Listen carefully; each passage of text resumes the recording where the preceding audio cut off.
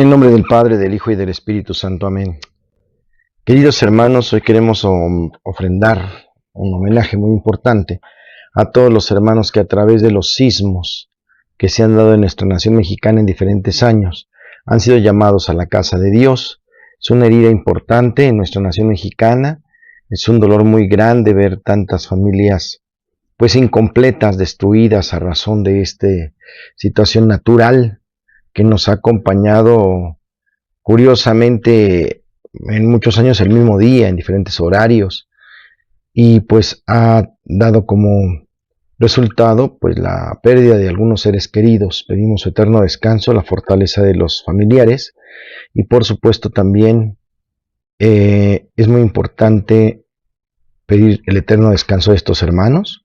No se olviden que a las 11 de la mañana tendremos un simulacro. Yo estaré en junta con los padres en la Catedral de Azcapotzalco, pero en su momento tendremos que salir y pedimos al Señor este recuerdo, este homenaje y esta oración por todos los que fallecieron en estos eventos desafortunados. Y también pedimos al Señor en agradecimiento por todos los que se volcaron en ayuda generosa, que tuvimos la oportunidad de estar en diferentes puntos y también después ayuda en las reconstrucciones, a la alimentación, al sostenimiento de esas familias. Dios bendiga ese gran corazón mexicano que nos acompaña de saber compartir y dar a los necesitados. En el nombre del Padre, del Hijo y del Espíritu Santo. Amén. Un minuto de silencio por todos estos hermanos que han sido llamados a la casa del Padre.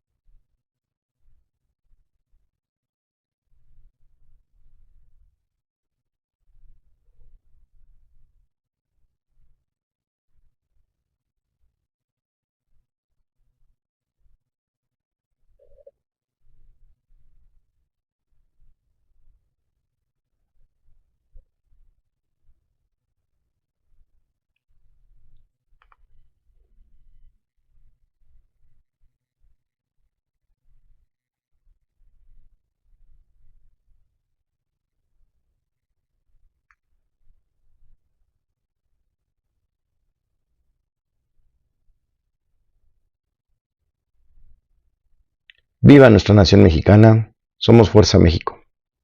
En Espíritu Canal.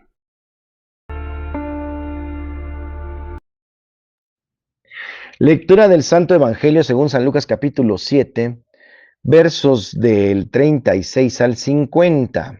En aquel tiempo un fariseo invitó a Jesús a comer con él. Jesús fue a la casa del fariseo y se sentó a la mesa. Una mujer de mala vida en aquella ciudad, cuando supo que Jesús iba a comer ese día en casa del fariseo, tomó consigo un frasco de alabastro con perfume, fue y se puso detrás de Jesús, y comenzó a llorar, y con sus lágrimas bañaba sus pies, los enjugó con su cabellera, los besó y los ungió con el perfume.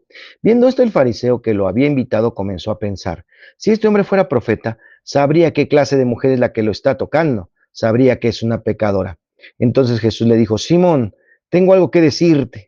El fariseo contestó: dímelo, maestro. Él le dijo: 2 hombres le debían dinero a un prestamista. Uno le debía 500 denarios y el otro 50. Como no tenía con qué pagarles, le perdonó la deuda a los dos. ¿Cuál de ellos lo amará más? Simón le respondió: supongo que aquel a quien le perdonó más. Entonces Jesús le dijo: has juzgado bien. Luego, señalando a la mujer, dijo a Simón: ¿ves a esta mujer? Entré en tu casa y tú no me ofreciste agua para los pies, mientras que ella me los ha bañado con sus lágrimas y me los ha enjugado con sus cabellos. Tú no me diste el beso de saludo. Ella, en cambio, desde que entró, no ha dejado de besar mis pies. Tú no ungiste con aceite mi cabeza. Ella, en cambio, me ha ungido los pies con perfume. Por lo cual yo te digo, sus pecados, que son muchos, le han quedado perdonados, porque ha amado mucho. En cambio, al que poco se le perdona, poco ama. Luego le dijo a la mujer: tus pecados te han quedado perdonados. Los invitados empezaron a preguntarse a sí mismos: ¿quién es este que hasta los pecados perdona? Jesús le dijo a la mujer: tu fe te ha salvado. Vete en paz. Palabra del Señor. En el Evangelio de hoy, esta mujer encontró verdaderamente al Señor en el silencio. Le abrió su corazón en el dolor, le mostró el arrepentimiento por sus pecados con su llanto, hizo un llamamiento a la bondad divina para recibir el perdón en su arrepentimiento. Para ella no habrá ningún juicio sino el que viene de Dios, y este juicio es el de la misericordia. El protagonista de este encuentro es ciertamente el amor, la misericordia que va más allá de la justicia. Simón, el dueño de la casa, el fariseo, al contrario, no logra encontrar el camino del amor. Él permanece inmóvil en el umbral de la formalidad. Nadie puede ser excluido de la misericordia de Dios. Con cuánto amor nos mira Jesús, con cuánto amor cura nuestro corazón herido, nuestro corazón pecador. Jamás se arrepiente de nosotros ni se asusta de nuestros pecados. En el Evangelio de hoy. En el tema de hoy, amigo imaginario, ¿es Dios? ¿Para qué creer en Él? Algunos filósofos ateos, movidos por su supuesto amor al hombre y decididos a convertirse en liberadores del yugo opresor, que a mí en lo personal me da como que el ambiente un poquito de los adolescentes, que como ya no son niños, ya quieren independizarse de sus papás y dicen, ya no quiero nada con ustedes, déjenme solo, déjenme sufrir, yo sé lo que hago, ¿verdad? Y bueno, pues todavía uno no está capacitado y a los padres siempre los vamos a necesitar, entonces pues vienen los primeros errores o descolones en este sentido de el haber tomado malas decisiones al querer estar solos o querer resolver las cosas solos, y a veces obviamente no estamos tan capacitados que digamos. Así muchos a través de la historia filosófica se han querido liberar de Dios papá, ¿verdad? Han querido decir yo soy solo, yo soy Dios, yo me mando, Dios no existe, Dios ha muerto, para tratar de sacar las cosas adelante. En fin, ese yugo opresor que Dios había impuesto al ser humano, lo tratan de quitar para dedicarse en su época a escribir para alertar a todos los hombres de los peligros que corrían si decidían creer en Dios. Freud, por ejemplo, expresaba: el hombre gravemente amenazado demanda consuelo. A los dioses se les atribuye una triple función: espantar los terrores de la naturaleza, conciliar al hombre con la crueldad del destino, especialmente tal y como se manifiesta en la muerte, y compensarle los dolores y privaciones que la vida civilizada en común le impone. Por eso Freud, en ese tiempo, el hombre necesita urgentemente independizarse de ese Dios que le impedía realizarse y ser libre. O sea, como quitar de la vida a los padres. Dios era una necesidad para el hombre que no tenía aspiraciones. Por ello, en la medida que el hombre fuera bastándose a sí mismo, podía ir prescindiendo de él. Freud concibe a Dios como una especie de tapagujeros que viene a eso, a resolver los problemas que el hombre no puede o no intenta resolver. Nietzsche estaba convencido que el superhombre vendría únicamente tras la muerte de Dios. Solo ahora está de parto la montaña del porvenir humano. Dios ha muerto, viva el superhombre, frase de Nietzsche. Sin embargo, nuestros humanistas ateos olvidaron una cosa. Ese Dios paternalista, que es una especie de héroe caricaturesco, que resuelve los conflictos que el hombre tiene, como el miedo de enfrentar, no es el Dios cristiano, no es nuestro Dios. Nuestros filósofos lucharon para derribar un Dios que no existía, un Dios inexistente, así es, al estilo del Quijote que luchaba contra los molinos de viento imaginando que eran gigantes. El Dios de la Biblia no es el ser temeroso que tiene que cumplir todos los caprichos que al hombre le ocurren, para que éste siga creyendo en él. No. No es el padre de familia que con tal de tener a sus hijos contentos les ahorra todo tipo de dificultades, les hace la tarea, les resuelve los problemas, les cumple sus caprichos, aunque a la larga en lugar de ayudarlos los convierte en seres más inútiles, más frágiles, más egoístas que pueden existir. Dios no es el seno materno que protege a los hombres de la peligrosa vida. Tampoco es cierto que tras la creación Dios somete, sino Dios cortó enseguida el cordón umbilical y dijo a los hombres: ahora sean adultos, lleven el mundo hacia su meta y sean señores de la tierra. Pónganle nombre a los animales y terminen de construir este mundo. Génesis 1:26. No olvidemos nunca que la fe no es un acto pasivo de aceptación de verdades y dogmas, solamente acepto y me callo, sino un encuentro vivo que sacude y compromete la existencia del hombre, un encuentro de tú a tú, un diálogo con el Todopoderoso. La Biblia es un indiscutible testimonio de ello, por supuesto que sí, porque Para cada hombre llamado por Dios es un ser dispuesto a correr riesgos, a realizar actos que muy pocos se atreven y por tanto la fe no anula la acción, sino la impulsa a ir a metas más altas. Esto nos debe hacer recordar alguna ocasión en la que pues podemos leer muchos artículos o algunos reportajes. Había una anécdota interesante en uno de ellos. Se hablaba de una pequeña que al aproximarse el día de Navidad hizo una larga lista al niño Jesús pidiendo una gran cantidad de juguetes. No olvidó uno, solo de los que había visto en los anuncios de televisión. Llegó el día y la sorpresa fue grandísima, pues solo se encontró con una muñeca, algo de ropa y dulces.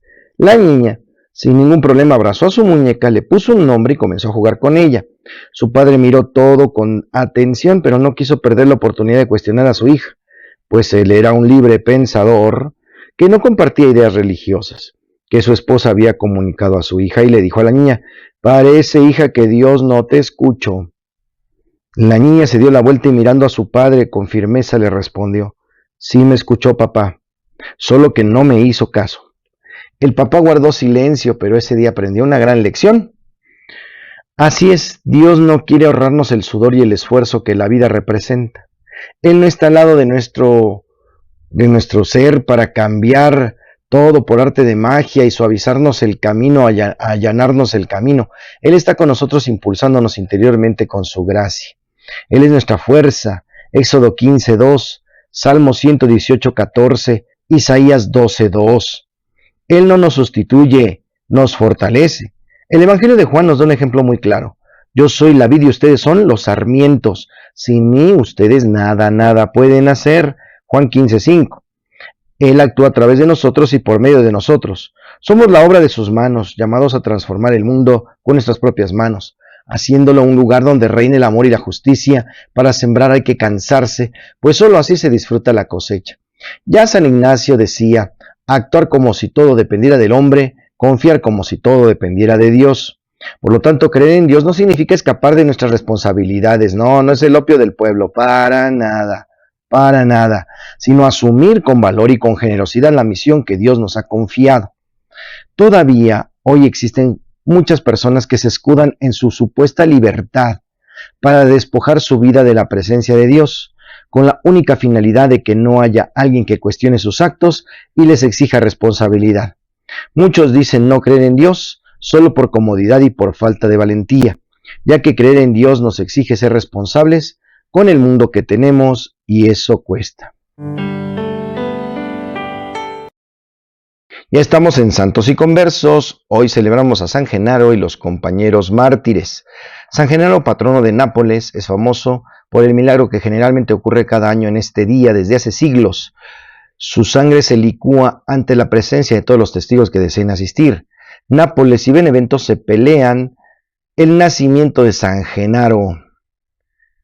Y precisamente durante la persecución de Diocleciano fueron detenidos en Pozzuoli por orden del gobernador de Campania, Soso, diácono de Miceno y próculo diácono de Pozzuoli, y los laicos Euticio y Acucio. El delito era haber publicado y confesado abiertamente su fe. Cuando San Genaro tuvo noticias de su amigo Soso y sus compañeros, que habían caído en manos de los perseguidores, decidió ir a visitarlos y a darles consuelo y aliento en la prisión. Como era de esperarse, sus visitas no pasaron inadvertidas y los carceleros dieron cuenta a sus superiores de que un hombre de Benevento iba con frecuencia a hablar con los cristianos. El gobernador mandó que le aprendieran y lo llevaron a su presencia. El obispo Genaro Festo, su diácono y Desiderio, un lector de su iglesia, fueron detenidos 2 días más tarde y conducidos a Nola, donde se hallaba el gobernador. Los 3 soportaron con interés a los interrogatorios y las torturas a que fueron sometidos. Poco tiempo después, el gobernador se trasladó a Pozzuoli y los 3 confesores cargados con pesadas cadenas fueron forzados a caminar delante de su carro. En Pozzuoli fueron arrojados a la misma prisión en que se hallaban sus 4 amigos. Estos últimos habían sido echados a las fieras un día antes de la llegada de San Genaro y sus 2 compañeros, pero las bestias no los atacaron. Condenaron entonces a todo el grupo de ser echados a las fieras. Los 7 condenados fueron conducidos a la arena del anfiteatro y, para decepción del público, las fieras hambrientas y provocadas no hicieron otra cosa que rugir mansamente sin acercarse siquiera a estas presuntas víctimas. El pueblo arrastrado y cegado por las pasiones que se alimentan en la violencia, imputó a la magia la mansedumbre de las fieras ante los cristianos y a gritos pedían que los mataran. Ahí mismo los 7 confesores fueron condenados a morir decapitados y la sentencia se ejecutó cerca de Pozzoli y en el mismo sitio fueron enterrados. Los cristianos de Nápoles obtuvieron las reliquias de San Genaro que en el siglo V fueron trasladadas desde la pequeña iglesia de San Genaro vecina a la Solfatara, donde se hallaban sepultadas. Durante las guerras de los normandos, los restos del santo fueron llevados a Benevento y poco después al monasterio del Monte Verginé. Pero en el año de 1497 se trasladaron con toda solemnidad a Nápoles, que desde... La rola del alma, muy juvenil, baja el río Popurrí, canto de animación católica en el canal de animación CJ. Adelante. Baja el río, baja el río, baja el río, baja el Jordán. Baja el río, baja el río, baja el río, baja el Jordán. Alabaré, alabaré, alabaré, alabaré. En el chiste, los nietos se acercan a su abuelito con mucho cariño. Y la niña le pregunta, abuelito, ¿yo de dónde vengo? Él dice, tú naciste de una flor, hijita. ¿De una flor? Y el niño le pregunta, oye, abuelito, ¿y yo de dónde vine? El abuelito con mucho cariño le contesta, te trajo la cigüeña, hijito. Ah, la cigüeña. Los 2 nietos se voltean a ver uno al otro y se dicen, ¿qué hacemos? ¿Cómo ves? ¿Le decimos la verdad al abuelito? En Curiosidades de la Iglesia Católica, viviendo la verdad de Dios en familia. Las familias son llamadas a vivir según la verdad de Dios de muchas diferentes maneras. Por ejemplo, Ben Sirá se dedica a la relación de los hijos con sus padres. Para él es el tema relacionado con la familia que es más importante, ya que remite al 4º mandamiento, Éxodo 20:12. En nuestra segunda lectura, escrita en el marco de una cultura diferente, Pablo expande el tema para incluir los deberes de todos los miembros de una familia interpretados según los valores éticos de la sociedad grecorromana en que el apóstol vive. San Lucas nos advierte que el cumplimiento de la voluntad de Dios necesita que las familias se abran a la novedad, como los padres de Jesús estaban sorprendidos por lo que el niño decía y lo que se decía del niño, y que la vivan con sabiduría. En Curiosidades.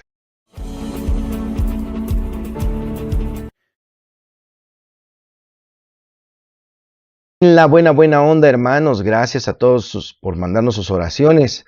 ¿Ya tienen la respuesta del video anterior? Efectivamente, gracias a los católicos. La Iglesia Católica fue la que acuñó todos los libros de la Biblia. Fue primero la Iglesia antes que la Biblia. Y debemos a San Dámaso Papa, Dámaso primero, digamos el orden, el compendio de la Biblia como la tenemos. Y ya sabemos que algunos hermanos les han quitado algunos libros. La pregunta para el siguiente video sería precisamente eso. ¿Por qué a los hermanos protestantes tienen menos libros en sus Biblias? ¿Por qué no reconocen o le quitaron algunos libros como sabiduría? ¿Y por qué en la Biblia católica sí se aceptan, sí se reconocen, sí se leen, sí se toman como palabra revelada? Interesante pregunta, a ver quién me la responde aquí en los comentarios. Los retos, sobre todo a mis hermanos protestantes, amigos testigos de Jehová que últimamente me han escrito mucho, con mucho cariño. No me contestan mis preguntas, pero me escriben, les agradezco. Me dicen otras cosas que no estamos hablando, ¿verdad? Siempre brincan de tema en tema. No sé si es por ignorancia, por miedo a contestar, no lo sé, ¿verdad? Ahí se las dejo de tarea, hermanos. ¿Ustedes qué dicen? ¿Es cierto o no es cierto? ¿Estoy calumniando? ¿Es un chisme de mi parte? ¿La historia es mentira? ¿Qué onda? ¿Verdad? Sobre todo en el tema bíblico.